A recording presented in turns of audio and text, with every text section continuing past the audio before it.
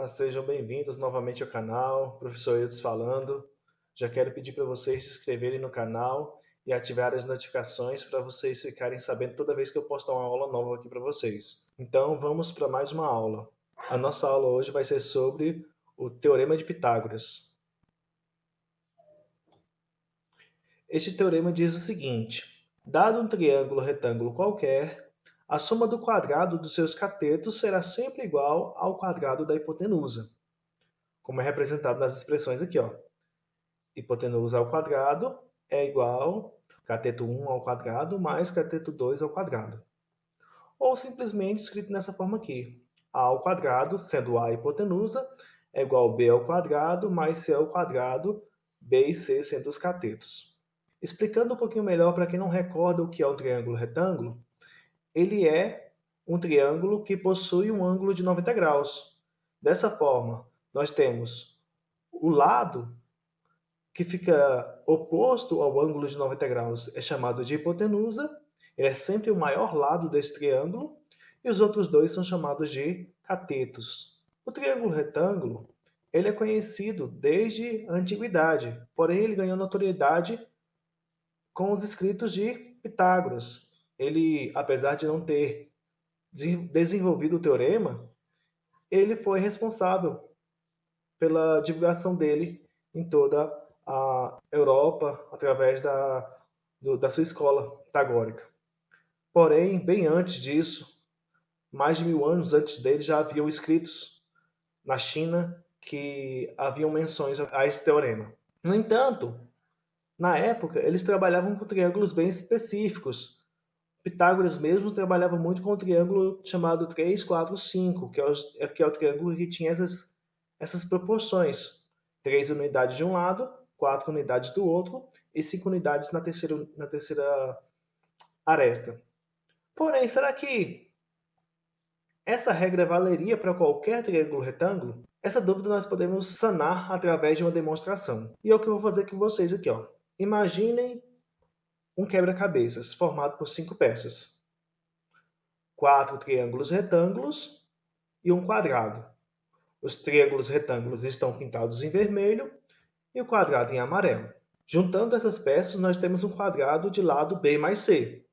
E cada peça individualmente, no caso do quadrado menor, amarelo, ele tem lado A.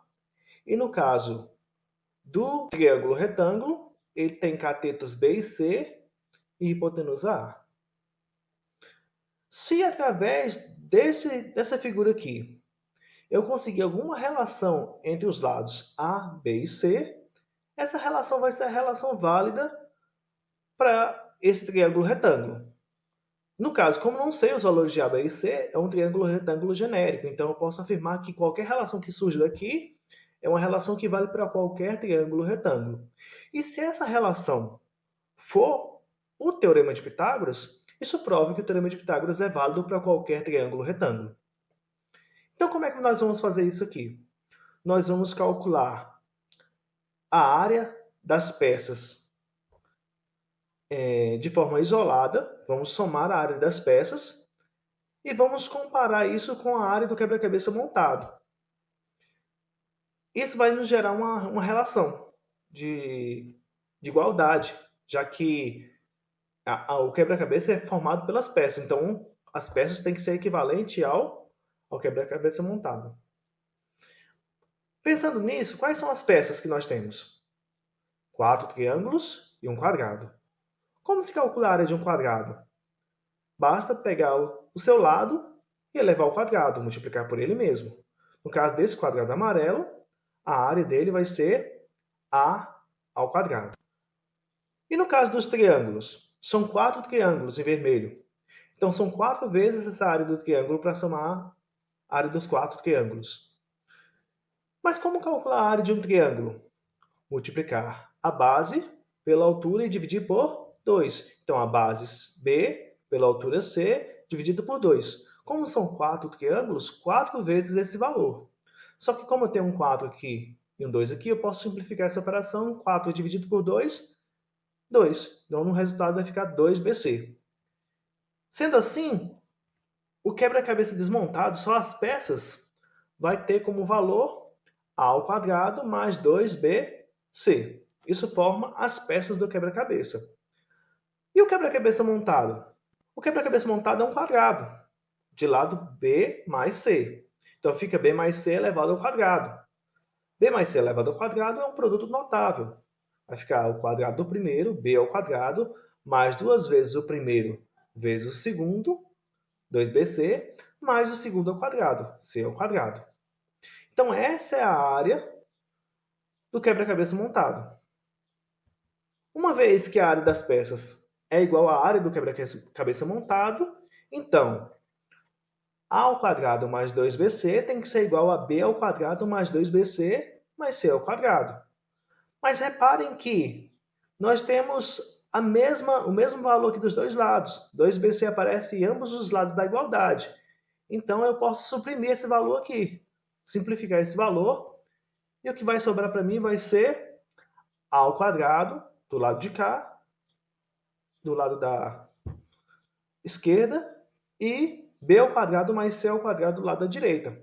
Ou seja, surgiu para mim como relação entre os lados A, B e C desse triângulo retângulo, justamente o Teorema de Pitágoras, confirmando que o Teorema de Pitágoras é válido para qualquer triângulo retângulo.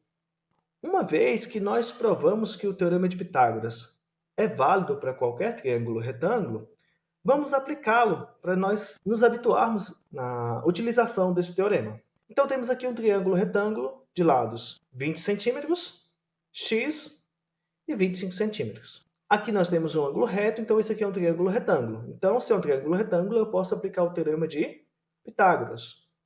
Sendo que 25 seria a hipotenusa, 20 e x seriam os catetos. Então ficaria 25 ao quadrado, hipotenusa ao quadrado é igual à soma dos catetos. X ao quadrado mais 20 ao quadrado. 25 ao quadrado dá 625, que é 25 vezes 25. E 20 ao quadrado dá 400. Então, nós teríamos essa expressão, resolvendo esses quadrados aqui. Como esse 400 está positivo, ele vai ter que passar para o outro lado e ele vai ficar negativo. Então, ficou 625 menos 400 é igual a x ao quadrado. 625 menos 400 vai dar 225. Aqui, para poder eu achar o valor de x, achamos o valor de x ao quadrado. Para achar o valor de x, basta pegar esse quadrado aqui e passar para o outro lado invertendo a operação. A operação inversa do quadrado é a raiz. Então, x vai ser igual a raiz de 225. E a raiz de 225 é 15. Então, podemos concluir que esse lado x aqui vale 15 centímetros, já que é a unidade das outras medidas no triângulo retângulo. Lembrando que, para você fazer esse cálculo, tudo tem que estar nas mesmas unidades de medida, tá? Bom, gente, era isso. Até mais. Obrigado. Falou!